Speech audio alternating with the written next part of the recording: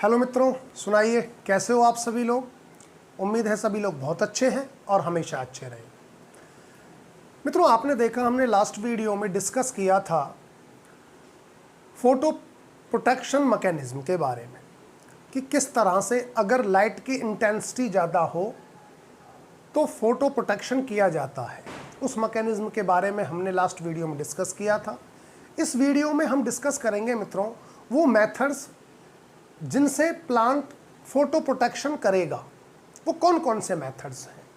तो मित्रों, अगर मेथड्स की मैं बात करूं, अगर हम मेथड्स पे आए तो देयर आर 3 मेथड्स, मेनली 3 हैं, बाकी छोटे मोटे और भी हैं कुछ। पहला जो हम देखेंगे बाय कैरोटीनॉइड्स।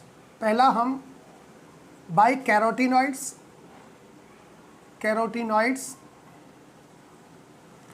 एक देखेंगे हम मित्रों, एक जो प्रोटेक्शन है, मतलब जो फोटो प्रोटेक्शन किया जाएगा वो है आरओएस को मेटाबोलाइज करना। बोले तो metabolism of ROS, metabolism of ROS, कि अगर प्लांट में आरओएस बनता है तो आरओएस को मेटाबोलाइज कर दीजिए। वो आरओएस जो है वो D1 प्रोटीन को फिर डैमेज नहीं करेगा। क्यों? जब रहेगा ही नहीं तो मित्रों करेगा कहाँ से। इसलिए आरओएस को डिस्ट्रॉय करना ये दूसरा मैकेनिज्म हो जाता है, या हम बोले दूसरा मेथड हो जाता है फोटो प्रोटेक्शन का, फोटो प्रोटेक्शन मैकेनिज्म का। तीसरी चीज जो आती है मित्रों वो आती है एनर्जी रीडिस्ट्रीब्यूशन। एनर्जी रीडिस्ट्रीब्यूशन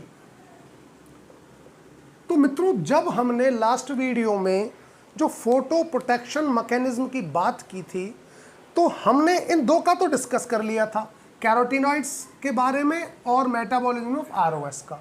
क्योंकि कैरोटीनॉइड्स का हमने डिस्कस इस तरह से किया था कि कैरोटीनॉइड्स क्या करता है कि एक्स्ट्रा फोटॉन्स की जो एक्स्ट्रा एनर्जी होती है, क्योंकि जो फोटोन एक्स्ट्रा पड़ रहे हैं किसी सरफेस पर नहीं बोलेंगे बल्कि हम बोलें लीफ सरफेस पर, जो फोटोन एक्स्ट्रा हैं उनकी एनर्जी को एज ए हीट बाहर निकाल देना, वो काम करेगा कैरोटीनॉइड्स। आरओएस का मैकेनिज्म देखेंगे, मेटाबॉलिज्म देखेंगे आरओएस का, कि आरओएस कैसे मेटाबॉलिज्म होगा और कहाँ पर होगा। भाई वहाँ पर ये होगा मैकेनिज्म जहाँ पर आरओएस बनने के चांसेस ज़्यादा होंगे। और मित्रों, आरओएस बनने के चांसेस जो ज़्यादा होते हैं वो PS1 पर होते हैं, ना कि PS2 पर। तो हम देखेंगे जो PS1 है वो आरओएस स्कैवेंजर्स से एसोसिएटेड होगा, मतलब वहाँ पर आरओएस स्कैवेंजिंग एंजाइम्स होंगे PS1 से लगे और वो आरओएस का मेटाबॉलिज्म करेंगे। तीसरी चीज़ हम देखेंगे मित्रों एनर्जी रीडिस्ट्रीब्यूशन। तो ठीक है मित्रों, 1 बाय 1 हम डिस्कस करते हैं। तो पहले आ जाता है, हम जो लेते हैं मित्रों बाय कैरोटीनॉइड्स हम लेते हैं, पहला वाला बाय कैरोटीनॉइड्स।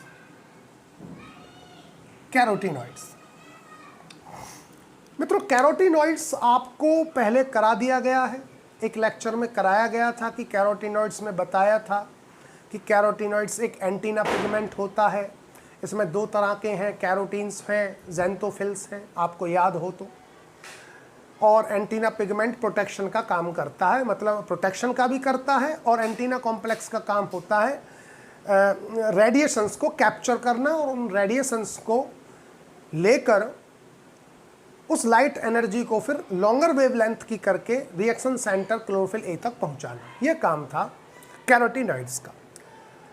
तो कैरोटीनॉइड्स एंटीना कॉम्प्लेक्स होने के साथ साथ, एंटीना एक लाइट हार्वेस्टिंग कॉम्प्लेक्स होने के साथ साथ मित्रों प्रोटेक्शन का भी काम करता है। ये प्रोटेक्शन का भी काम कर रहा है। प्रोटेक्शन कैसे करेगा वो बताते हैं अभी। मित्रों जैसे कि हमने बताया था लास्ट वीडियो में कि इररेडियंस क्या है, इंटेंसिटी क्या है। इररेडियंस होता है कि सोर्स से लाइट किस रेट से आ रही है, the rate of light released from the source, ये इररेडियंस है। इंटेंसिटी होता है the rate of photons impinging per unit area. Per unit area में किस रेट से फोटोन पड़ रहा है, ये इंटेंसिटी होती है। तो जब हाई इंटेंसिटी लाइट में, जब लाइट की इंटेंसिटी ज़्यादा हो, तब कैरोटीनॉइड क्लोरोफिल मॉलिक्यूल, जो रिएक्शन सेंटर का क्लोरोफिल ए है, उसकी प्रोटेक्शन करता है। कैसे करता है? वो करता ऐसे है कि इलेक्ट्रॉन्स जब एक्साइट करते हैं क्लोरोफिल ए से, तो उन इलेक्ट्रॉन्स को कैरोटीनॉइड ले लेता है और कैरोटीनॉइड लेकर उनकी इलेक्ट्रिकल एनर्जी को डिसिपेट कर देता है हीट के फॉर्म में। इस तरह से और वो इलेक्ट्रॉन जो एक्साइट होता है क्लोरोफिल मॉलिक्यूल का, वो फिर से ग्राउंड स्टेट में चला जाता है। तो इस तरह से हम देखेंगे जो कैरोटीनॉइड्स हैं, कैरोटीनॉइड एनर्जी को हीट की फॉर्म में बाहर निकाल देता है, जो एक्स्ट्रा हीट होती है, ताकि रिएक्शन सेंटर का क्लोरोफिल मॉलिक्यूल रैप्चर ना हो, उसको डैमेज ना हो। तो इस तरह से कैरोटीनॉइड अपना रोल प्ले करता है। मित्रों, कैरोटीनॉइड में एक कैरोटीनॉइड होता है, कॉमन कैरोटीनॉइड की अगर मैं बात करूं, नेचर के अंदर जो मोस्ट कॉमन कैरोटीनॉइड है वो होता है मित्रों वाइलोजेंथिन। वाइलोजेंथिन वो है मित्रों वाइलोजेंथिन। वाइलोजेंथिन एक कैरोटीनॉइड है जो नेचर के अंदर मोस्ट कॉमन है। और अगर वाइलोजेंथिन की बात करें तो ये एक टाइप का ज़ेंथोफिल होता है। आपको याद हो तो मित्रों कराया था ज़ेंथोफिल्स के बारे में कराया था, और ज़ेंथोफिल्स का हमने फॉर्मूला भी बताया था। क्या बताया था? हमने बताया था C40 H56 और ऑक्सीजन 1 से लेकर 8 तक। यह फॉर्मूला था, केमिकल फॉर्मूला ज़ेंथोफिल का।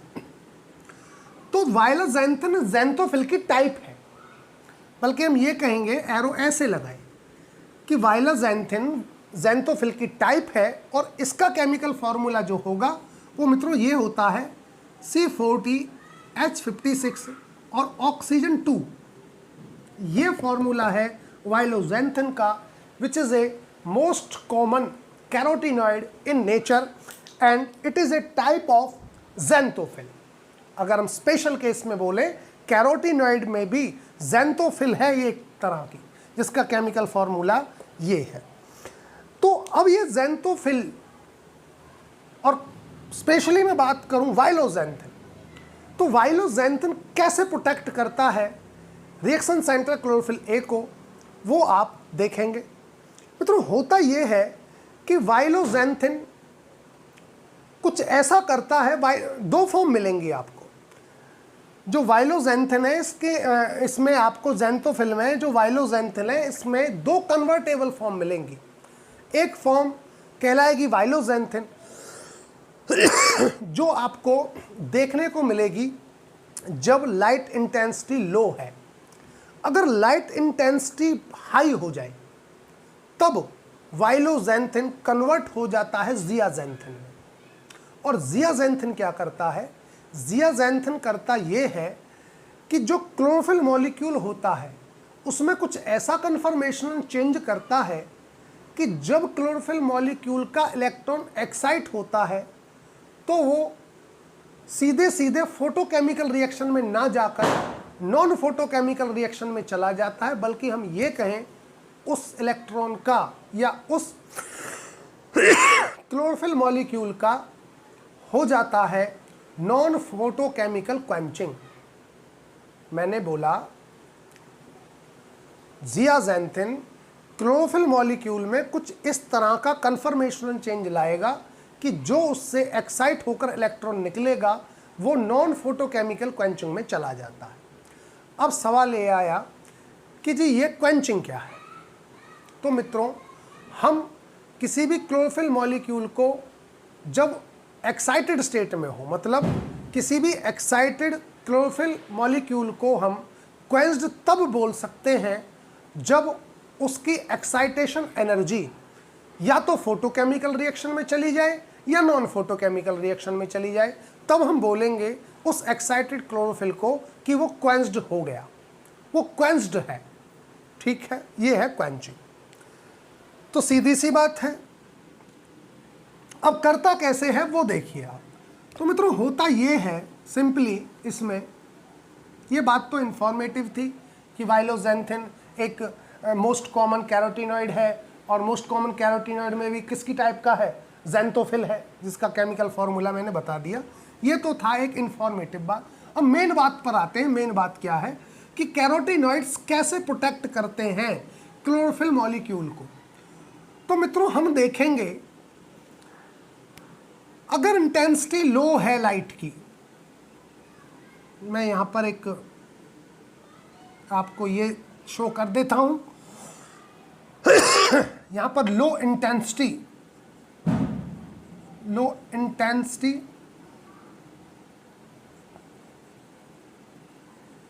और यहां पर हाई इंटेंसिटी।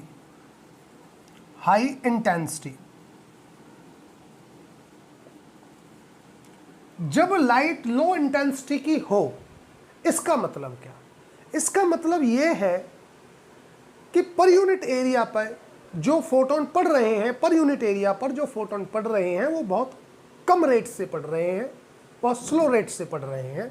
लो इंटेंसिटी का मतलब ये होता है। तब लो इंटेंसिटी में हम देखेंगे मित्रों होता है वाइलाज़ैंथिन। तब प्लांट के अंदर मिलेगा वाइलाज़ैंथिन आपको।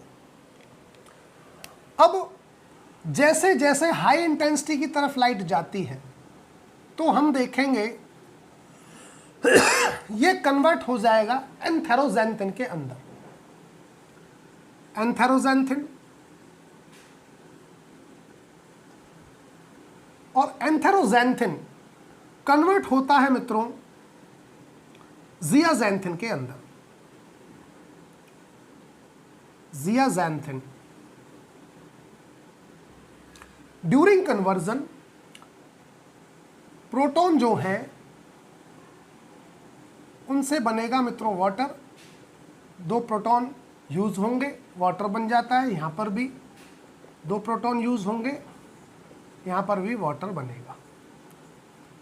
कोफैक्टर जो काम करेगा वो एस्कॉर्बेट होता है। एस्कॉर्बेट यहां पर भी काम करेगा। एस्कॉर्बेट ये मित्रों कोफैक्टर है, कोफैक्टर। और एस्कॉर्बेट यहां पर भी काम करता है, ये भी कोफैक्टर है, कोफैक्टर।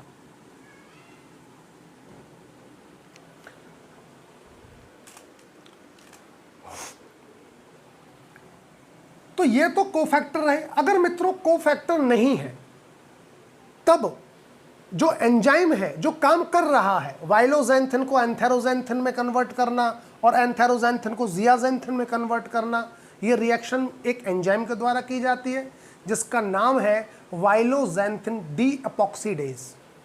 एंजाइम को मैं रेड से दिखा देता हूं मित्रों ताकि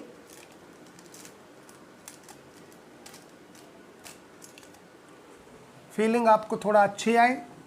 रेड से दिखा देते वाइलोज़ैंथिन, वाइलाज़ैंथिन डीऑक्सीडेज। ये एंजाइम जो है जो मैंने रेड मार्कर से बनाया है, ये एंजाइम वाइलाज़ैंथिन को कन्वर्ट करता है एंथेरोज़ैंथिन में, एंथेरोज़ैंथिन को कन्वर्ट करता है ज़ियाज़ैंथिन में इन प्रेजेंस ऑफ कोफैक्टर्स। इस स्टेप पर भी कोफैक्टर एस्कॉर्बेट चाहिए, इस स्टेप पर भी कोफैक्टर एस्कॉर्बेट चाहिए और फाइनली हाई लाइट इंटेंसिटी में वाइलोज़ैंथिन को कन्वर्ट कर दिया ज़ियाज़ैंथिन में। अब यहां से मित्रों क्वेश्चन भी आता है। क्वेश्चन नेट आपसे क्या पूछेगा? अब एग्जामिनर में क्वेश्चन ये पूछेगा कि लाइट इंटेंसिटी ज़्यादा है तो प्लांट में क्या ज़्यादा मिलेगा, वाइलोज़ैंथिन ज़्यादा मिलेगा या एंथेरोज़ैंथिन ज़्यादा मिलेगा या ज़ियाज़ैंथिन ज़्यादा मिलेगा? क्या ज़्यादा मिलेगा? जब इंटेंसिटी हाई है तब। तो हाई इंटेंसिटी पर क्या ज़्यादा है? जियाजेंथिन, क्योंकि जियाजेंथिन की जरूरत है ताकि जियाजेंथिन क्लोरोफिल मॉलिक्यूल में कन्फर्मेशनल चेंज लाए और उसका इलेक्ट्रॉन फोटोकेमिकल रिएक्शन में ना जाकर, बल्कि मैं ये कहूँ उसके इलेक्ट्रॉन का फोटोकेमिकल क्वेंचिंग ना होकर नॉन फोटोकेमिकल क्वेंचिंग हो। नॉन फोटोकेमिकल क्वेंचिंग में होता यह है कि उसका इलेक्ट्रॉन एक्साइट हो जाता है और एक्साइट होने के बाद सारी की सारी एनर्जी को जियाजेंथिन, उसकी जो इलेक्ट्रॉन की सारी एनर्जी होती है, उसको हीट की फॉर्म में बाहर निकाल देता है और उस इलेक्ट्रॉन को फिर से ग्राउंड स्टेट में भेज देता है। तो हुई ना यहाँ पे non photochemical quenching, photo reaction में गया ही नहीं, फोटोकेमिकल रिएक्शन में। इस तरह से अगर क्वेश्चन में ये पूछे इंटेंसिटी लो है, लाइट इंटेंसिटी लो है, तब प्लांट के अंदर कौन सी फॉर्म मिलेगी? तब मित्रों कौन सी फॉर्म मिलेगी? वायलोजेंथिन। तो मित्रों यही एंजाइम रिएक्शन को रिवर्स भी करवाता है अगर लाइट इंटेंसिटी कम हो जाए तो। ऐसा नहीं है कि लाइट इंटेंसिटी जब ज़्यादा थी तो वायलोजेंथिन डीएपॉक्सीडेज ने वायलोजेंथिन से जियाजेंथिन बनवा दिया, अब लाइट इंटेंसिटी हो गई कम, अब वो जियाजेंथिन से वायलोजेंथिन कौन करवाएगा? तो इस रिएक्शन को भी मित्रों वायलोजेंथिन डीएपॉक्सीडेज ही करवाएगा। ठीक है ना, ये आपको पता होना चाहिए। तब कैसे होगी रिएक्शन, तब का देखते हैं। तब ये रिवर्स ऑर्डर में हो जाएगी। तब यहां पर तो यूज हुए थे मित्रों प्रोटॉन्स और वाटर बनाया गया। तब हम देखेंगे तब क्या यूज होगा। तब यूज होगा NADPH2 प्लस ऑक्सीजन, और जब ये यूज होगा इससे बनाया जाएगा NADP, और यहां पे यूज किया है ऑक्सीजन,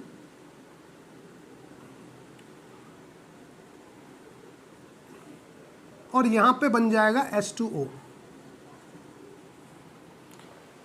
ये रिएक्शन होगी मित्रों कब? जब जियाजेंथिन से वायलोजेंथिन की तरफ जा रहा है मामला। अब यहां पर भी वही मामला होगा NADPH2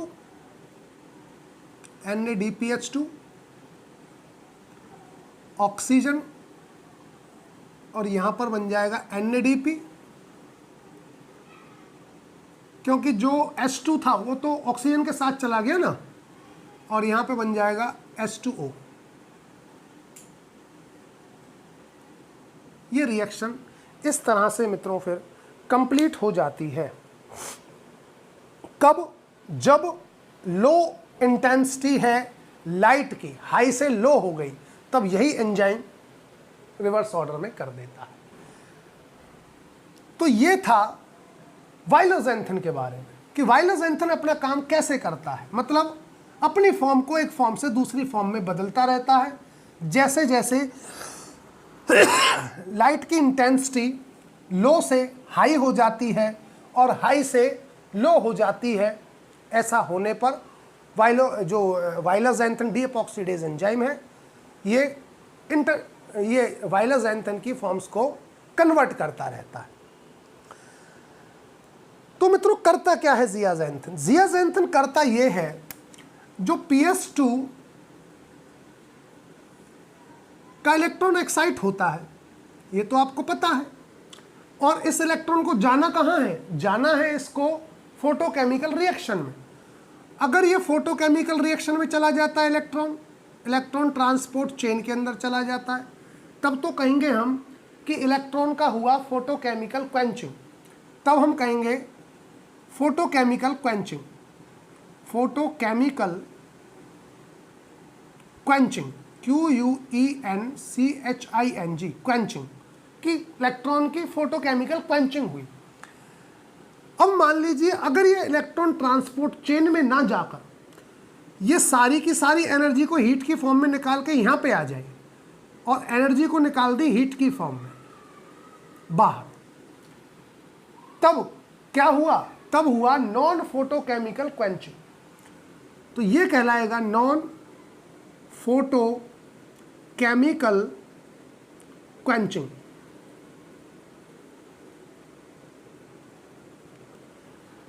अब इस नॉन फोटोकेमिकल क्वेंचिंग को ही करवाता है ज़ियाज़ैंथिन हाई लाइट इंटेंसिटी के दौरान, इलेक्ट्रॉन को नहीं जाने देता। कारण है लाइट की इंटेंसिटी बहुत ज़्यादा है, आप इलेक्ट्रॉन को धुआंधार एक्साइट किए जा रहे हो, PS2। PS1 की भी तो अपनी एक क्षमता है, आप जिस हिसाब से दे रहे हो, निकाल रहे हो अपने इलेक्ट्रॉन को, PS1 तो नहीं ले रहा PS1 तो नहीं ले रहा उस हिसाब से, जिस हिसाब से आप दे रहे हो। क्यों? क्योंकि PS2 एक तो आप नंबर में ज़्यादा हो, क्योंकि स्टॉक्ड पोर्शन में बैठे हो ना, तो स्टॉक्ड पोर्शन ज़्यादा है थाइलेकोइड मेम्ब्रेन का, तो नंबर में ज़्यादा है एक तो PS2, और PS1 नंबर में कम है। तो जाहिर सी बात है PS2 अगर काम करेगा तो ज़्यादा इलेक्ट्रॉन एक्साइट करेगा, और ज़्यादा इलेक्ट्रॉन जा किसको रहे हैं? PS1 को, जो अमाउंट में कम है। अब कम है तो कम ही ले पाएंगे, तो क्या करें? तो वो इलेक्ट्रॉन क्या करेंगे? वो इलेक्ट्रॉन इधर उधर भागेंगे, या कोई उनको कंपाउंड ले लेगा, और गलती से वो ऑक्सीजन को चले गए तो ROS बन जाएगा। प्लांट के तो लेने के देने पड़ जाएंगे ROS बन गया तो। इसीलिए उस इलेक्ट्रॉन को ठिकाने लगाने का काम करता है कैरोटीनॉइड, और कैरोटीनॉइड में भी बोले तो ज़ियाज़ैंथिन, जो वाइलोज़ैंथिन की ही कन्वर्टेबल फॉर्म है, ज़ियाज़ैंथिन उस इलेक्ट्रॉन का नॉन फोटोकेमिकल क्वेंचिंग करा के इलेक्ट्रॉन को फिर से ग्राउंड स्टेट में भेज देता है, और सारी की सारी एक्साइटेशन एनर्जी को लॉस करवा देता है in the form of heat. तो ये देखा आपने कि कैरोटीनॉइड्स ने कैसे फोटो प्रोटेक्शन किया। तो ये मेथड था कैरोटीनॉइड्स के थ्रू। अब बात आ जाती है दूसरे की, लेकिन उससे पहले एक बात और बताते हैं आपको। कुछ स्टूडेंट्स का क्वेश्चन होता है, उनका क्वेश्चन ये होता है कि गुरुजी एक बात बताइए, जब कैरोटीनॉइड इलेक्ट्रॉन लेता है तो क्या वो इलेक्ट्रॉन को एक्साइट नहीं करता? और ये भी कहते हैं कि जब हाई मतलब इंटेंसिटी की लाइट जब उस पर पड़ेगी तो कैरोटीनॉइड क्या अपने इलेक्ट्रॉन को एक्साइट नहीं करेगा?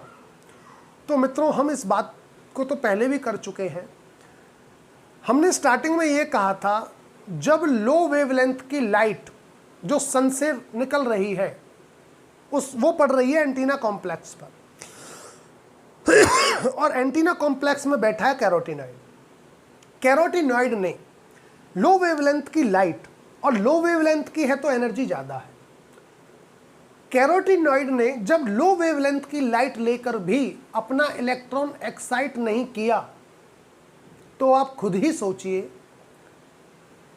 जो क्लोरोफिल ए का इलेक्ट्रॉन है जिसकी लाइट वेवलेंथ कितनी थी? 680 नैनोमीटर, तो उसका इलेक्ट्रॉन लेकर कैरोटीनॉइड कैसे उस इलेक्ट्रॉन को बाहर निकाल सकता है? नहीं निकाल सकता।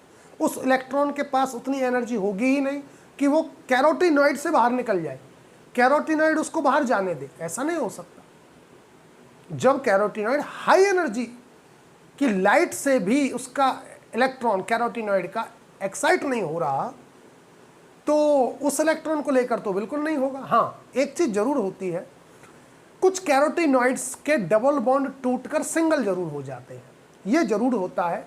बाकी इलेक्ट्रॉन्स को लेकर कैरोटीनॉइड उन इलेक्ट्रॉन की एक्साइटेशन एनर्जी को in the form of heat बाहर निकालकर उस इलेक्ट्रॉन को बाय जत ग्राउंड स्टेट में भेज देता है, क्लोरोफिल मॉलिक्यूल के पास, जहां से वो एक्साइट हुआ था।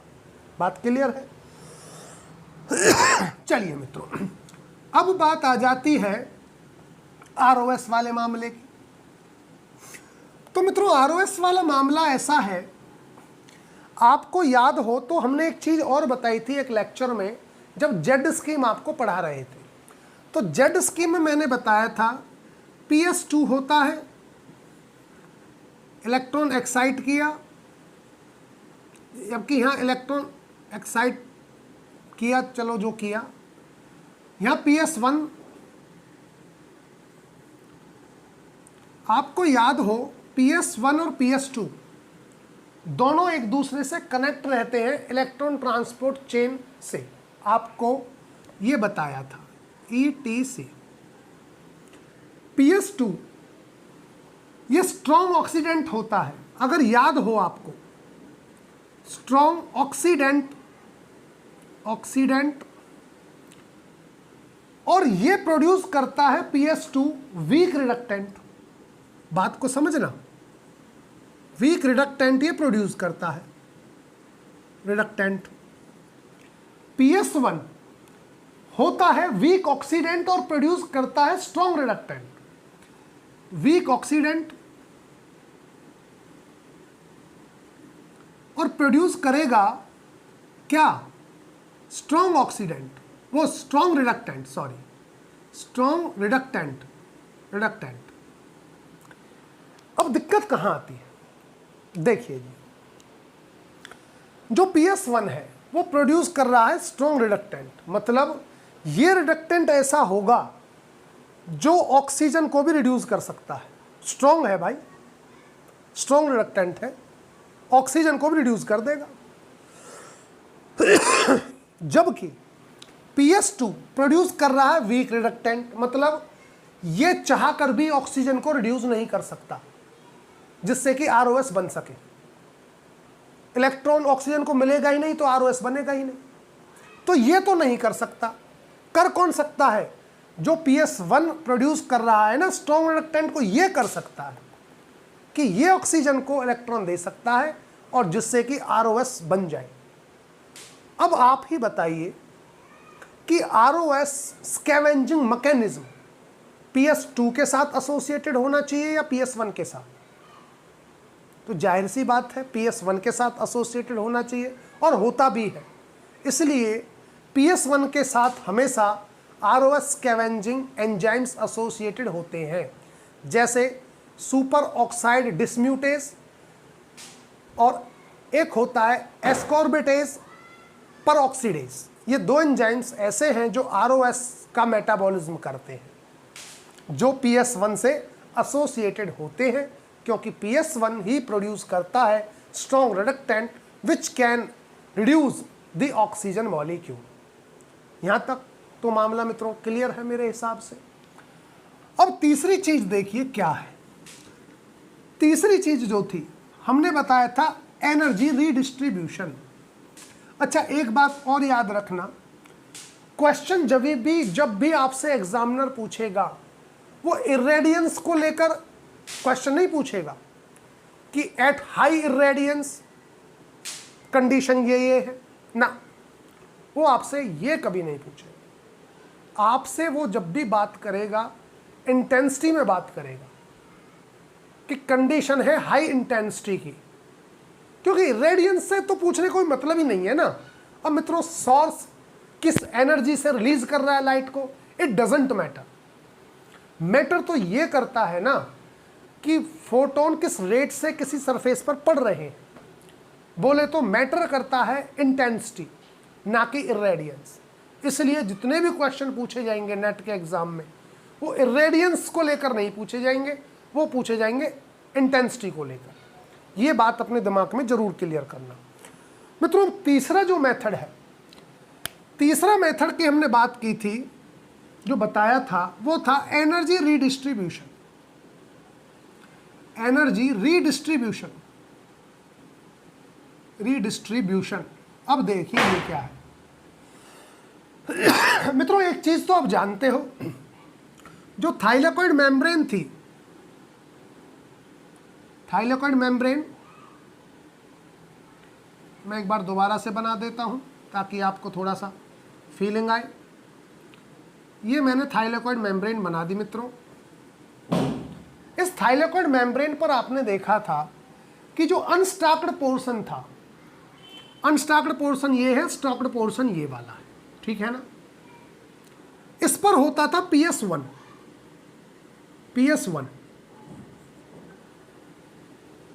होता था, और जो स्टॉक्ड पोर्शन था उस पर होता था PS2। और PS2 है तो इसके साथ लाइट हार्वेस्टिंग कॉम्प्लेक्स भी होगा, LHC में लिख देता हूं, एसोसिएटेड होगा PS2 के साथ। यहां पे PS2 इसके साथ भी एसोसिएटेड होगा LHC, ये मैंने इसका कर दिया। लाइट हार्वेस्टिंग कॉम्प्लेक्स मित्रों इसका भी होगा, क्योंकि PS1 हो या PS2 हो वो एसोसिएटेड होंगे लाइट हार्वेस्टिंग कॉम्प्लेक्स के साथ, क्योंकि उनको प्रोटेक्ट करना है भाई हाई इंटेंसिटी लाइट से ना, इसलिए। ठीक है, अब मित्रों होता क्या है, क्योंकि ये तो होता है एक्चुअल में कि जो स्टैक्ड पोर्शन है उसमें PS2 ज़्यादा है और जो अनस्टैक्ड पोर्शन है उसमें PS1 है। ठीक है, अब कंडीशन क्या है वो सुनिए। लाइट की इंटेंसिटी है बहुत ज़्यादा। अब जब लाइट की इंटेंसिटी ज़्यादा है तो मित्रों PS2 एक तो नंबर में ज़्यादा है, ये बात आपको पता है, और इलेक्ट्रॉन सबसे पहले एक्साइट करेगा कौन? इलेक्ट्रॉन तो सबसे पहले एक्साइट करेगा PS2 ही। देखो हल्का सा समझिए, PS2 यहाँ पे PS2 इलेक्ट्रॉन तो पहले यही करेगा ना, जब इस पे सनलाइट पड़ेगी लाइट हार्वेस्टिंग कॉम्प्लेक्स से होते हुए इलेक्ट्रॉन इसने एक्साइट किया। अब ये इलेक्ट्रॉन जाएगा फियोफाइटन को, और फियोफाइटन से क्यूनॉन पूल के अंदर, क्यूनॉन पूल जाएगा, और क्यूनॉन पूल से साइटोक्रोम कॉम्प्लेक्स से होता हुआ प्लास्टोसाइनिन से PS1 को जाएगा, और PS1 तब करेगा। बात को समझना गौर से।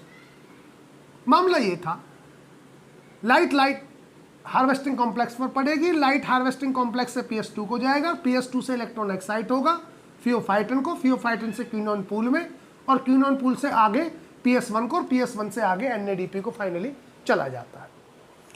अब मैं कह रहा हूं कि इंटेंसिटी लाइट की बहुत ज़्यादा है और PS2 भी स्टैक्ड पोर्शन में बहुत ज़्यादा है, तो अब होगा क्या?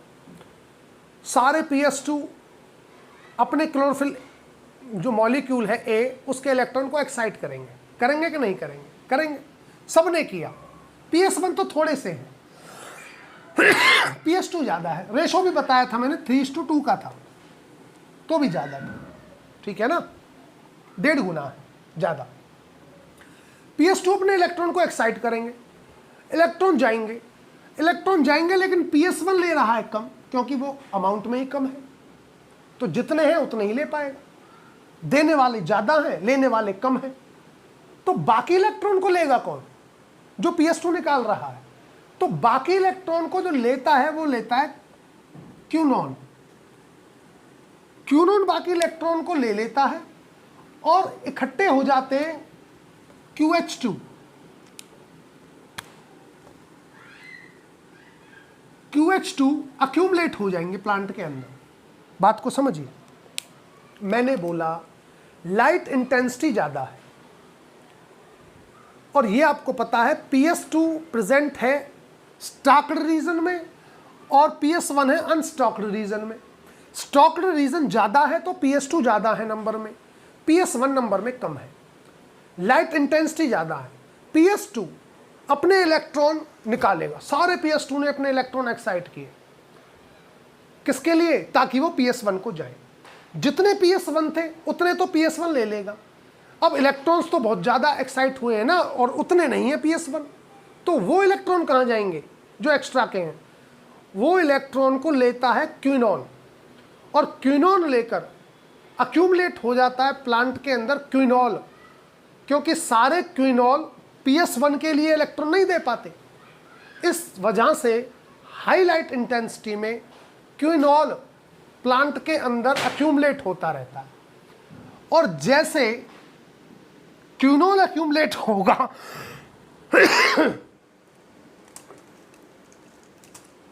और मित्रों जैसे जैसे क्विनॉल क्या अक्यूमुलेशन होगा प्लांट के अंदर, तो ये क्विनॉल क्या करेगा? ये क्विनॉल एक्टिव करेगा मेम्ब्रेन बाउंड प्रोटीन को, और उसका नाम है प्रोटीन काइनेज। यहां पर एक प्रोटीन होती है जिसका नाम है काइनेज, ये काइनेज प्रोटीन है, ये एक्टिव हो जाएगी। कब? जब लाइट इंटेंसिटी ज़्यादा है और लाइट इंटेंसिटी ज़्यादा होने की वजह से क्विनॉल QH2 फॉर्म अक्यूमुलेट हो गई और QH2 अक्यूमुलेशन एक्टिवेट करता है काइनेज प्रोटीन को। और जैसे ही काइनेज प्रोटीन एक्टिव होगी तो काइनेज का काम होता है फॉस्फोराइलेशन करना। ये किसका फॉस्फोराइलेशन करेंगे? Light harvesting complex of PS2। Phosphate group जोड़ देंगे इस पर भी जोड़ देंगे। फॉस्फेट ही फॉस्फेट लाद दिया। कहां पे? लाइट हार्वेस्टिंग कॉम्प्लेक्स पर। और किसके लाइट हार्वेस्टिंग कॉम्प्लेक्स पर? PS2 के लाइट हार्वेस्टिंग कॉम्प्लेक्स पर काइनेज प्रोटीन ने कर दिया फॉस्फोराइलेशन। अब क्वेश्चन मैं आपसे पूछता हूं, यहां पर जो फॉस्फोराइलेशन हुआ वो कौन सी तरह का फॉस्फोराइलेशन है? ऑक्सीडेटिव है या फोटोफॉस्फोराइलेशन है या सबस्ट्रेट लेवल फॉस्फोराइलेशन है? तो कौन सा फॉस्फोराइलेशन हुआ यहां पर? यहां पर हुआ मित्रों सबस्ट्रेट लेवल फॉस्फोराइलेशन। यहां पर ना फोटो फॉस्फोराइलेशन है ना ऑक्सीडेटिव है। यहां पर कौन सा फॉस्फोराइलेशन? Substrate level phosphorylation. ठीक है जी। हाई इंटेंसिटी थी लाइट की, QH2 अक्यूमुलेट हो गए। QH2 अक्यूमुलेशन से काइनेज प्रोटीन एक्टिव हो गई। काइनेज प्रोटीन एक्टिव होने से काइनेज प्रोटीन फॉस्फोराइलेशन कर देती है किसका? Light harvesting complex of PS2 system. अब जब फॉस्फेट ही फॉस्फेट लग गए लाइट हार्वेस्टिंग कॉम्प्लेक्स पर, और मित्रों फॉस्फेट पर होता है नेगेटिव चार्ज, ये आपको पता होगा। फॉस्फेट तो नेगेटिव चार्ज होता है ना। अब देखो फॉस्फेट इस पर भी लग गए लाइट हार्वेस्टिंग कॉम्प्लेक्स पर, PS2 के इस पर भी लग गए लाइट हार्वेस्टिंग कॉम्प्लेक्स पर, सारे नेगेटिव चार्ज। अब मित्रों नेगेटिव नेगेटिव तो आपस में रिपेल करेंगे ना, जाहिर सी बात। नेगेटिव नेगेटिव चार्ज क्या करेंगे? रिपेल करेंगे। तब हम क्या देखते हैं कि जो PS2 स्टाक्ड पोर्शन में बैठा था वो ड्यू टू रिपल्सन उसकी शिफ्टिंग हो जाएगी अब किस पोर्शन में? अनस्टॉक्ड पोर्शन में, जहां पर PS1 बैठा करते थे या बैठे हैं। बैठा करते थे नहीं, जहां पर PS1 होता है। PS1 हमेशा हमेशा अनस्टॉक्ड पोर्शन में होता है और PS2 स्टॉक्ड पोर्शन में होता है। तो रिपल्सन की वजह से हुआ ये, क्योंकि फॉस्फेट चार्ज इस पर जब लग गया था, फॉस्फेट पर होता नेगेटिव चार्ज, तो जिसकी वजह से अब PS2 ही आपस में रिपेल करने लगे ड्यू टू नेगेटिव चार्ज, और रिपेल करने से PS2 पहुंच जाता है PS1 के पास, और PS1 के लिए PS2 लाइट हार्वेस्टिंग कॉम्प्लेक्स का काम करता है। बोले तो एंटीना कॉम्प्लेक्स का काम करेगा, यहां पर वो काम नहीं करेगा जो करता था। यहां पर पहुंचकर PS2 अब PS1 के लिए एंटीना कॉम्प्लेक्स का काम करेगा। तो इस तरह से आपने क्या देखा? इस तरह से हुई एनर्जी का रीडिस्ट्रीब्यूशन कि भैया एनर्जी यहां ले रहे थे, यहां से चले जाओ, PS1 की मदद करो, जाओ यहां क्या कर रहे हो, तो खिसक कर गए PS2 कहां पर? अनस्टॉक्ड पोर्शन पर, और पहुंच गए PS1 की बगल में, और कहा PS1 से कि अब हम PS2 के लिए नहीं काम करेंगे, हम वहां काम नहीं करेंगे स्टॉक्ड पोर्शन में, हम आपके लिए काम करेंगे और आपके लिए एंटीना कॉम्प्लेक्स का काम करेंगे। इस तरह से हो जाता है मित्रों एनर्जी का रीडिस्ट्रीब्यूशन। अब ऐसा होने से क्वांटम यील्ड बराबर होगा irrespective of wavelength of light. अब क्वांटम यील्ड बराबर हो जाएगा PS1 का और PS2 का, irrespective of wavelength of light, ये याद रखना। तो मित्रों ये था एनर्जी रीडिस्ट्रीब्यूशन। बाकी कहीं कोई प्रॉब्लम है, कोई दिक्कत है, कोई बात समझ में नहीं आई, तो मित्रों आप बेझिझक पूछ सकते हैं, कमेंट बॉक्स में लिख सकते हैं। कोई आपका क्वेश्चन हो, कोई क्वेश्चन अराइज हो रहा हो। बाकी मित्रों क्वेश्चंस मैं डाल ही रहा हूँ, पोस्ट कर रहा हूँ क्वेश्चंस, आपको उनको सॉल्व करें।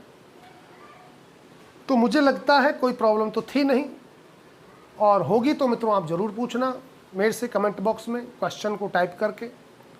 ठीक है मित्रों, फिर मिलते हैं नेक्स्ट लेक्चर में। अच्छा, एक बात और बता देता हूँ मित्रों, इसके साथ जो हमने आज फोटो प्रोटेक्टिव मैकेनिज्म के मेथड्स को जो आज डिस्कस किया, इसके साथ आपकी लाइट रिएक्शन, बल्कि आपकी नहीं, फोटोसिंथेसिस की लाइट रिएक्शन बोले तो ज़्यादा अच्छा है, तो इसके साथ फोटोसिंथेसिस की लाइट रिएक्शन हो जाती है फिनिश, है ना। अब थोड़ा सा खुल के सांस ले सकते हो आप। काफ़ी लेक्चर्स हो गए थे लाइट रिएक्शन के, और मुझे लग रहा है कि अप्रॉक्स 21 लेक्चर्स आपके हो गए हैं लाइट रिएक्शन से रिलेटेड, जो लाइट रिएक्शन पर है फोटोसिंथेसिस के।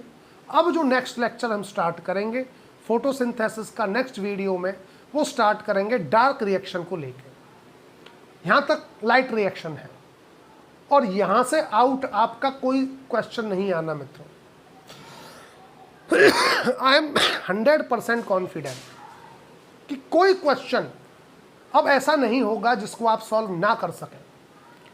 चाहे आप किसी भी ईयर का पेपर उठाकर देख लीजिए, कोई क्वेश्चन उठाकर देख लीजिए, नेट का देख लीजिए, नीट का देख लीजिए, लाइट रिएक्शन से तो कोई क्वेश्चन आपका फंसने वाला है नहीं, अगर आपने मेरे सारे लेक्चर्स को अच्छी तरह देखा है, पढ़ा है, समझा है तब। तो ठीक है मित्रों, मिलते हैं हम नेक्स्ट वीडियो में नेक्स्ट टॉपिक के साथ। जो नेक्स्ट टॉपिक होगा हमारा वो होगा डार्क रिएक्शन। तब तक के लिए thank you so much. Okay, bye मित्रों।